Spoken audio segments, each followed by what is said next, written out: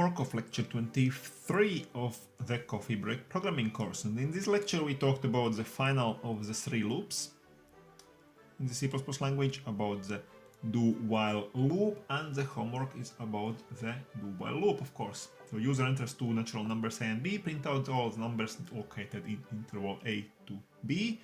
The same thing that was to be solved in the previous 2 lectures, but in this case using the do-while loop.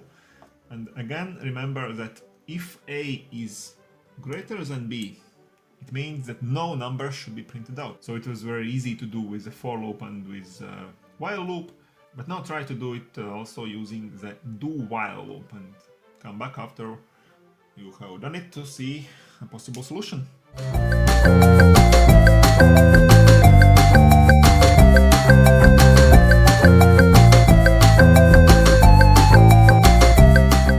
So the homework solution can be seen here. So the biggest thing to think about was how do we get around the fact that a can be indeed greater than b. Because if a is greater than b, it means that no number should be printed out. It means that we can't go inside the loop body even once.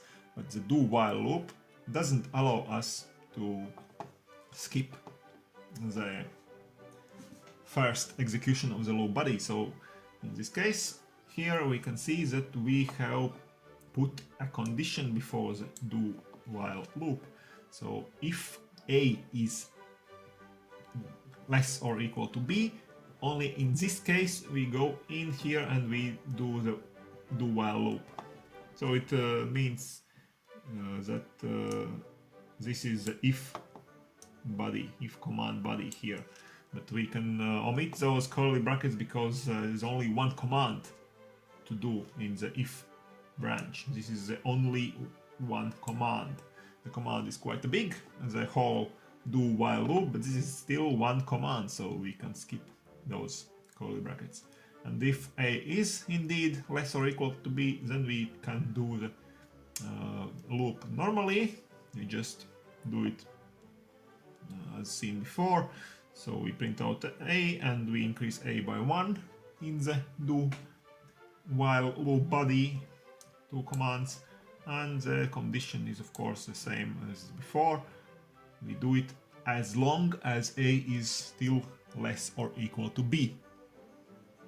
But if at the very beginning, after user enters those values, if we see that a is greater than b, then this is false, then we just do nothing.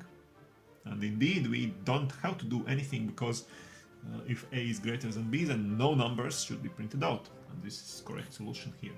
And also another solution of combining the 2 commands of the loop body, the same as we have already seen before. We can write actually the whole do-while loop in one line here, something like that, without using curly brackets, because here is only one command inside the do-while loop body, cout a++. So I hope you have managed to do the homework either in this way or in some other way, and please stay tuned to my channel for more content, subscribe to it, and see you soon.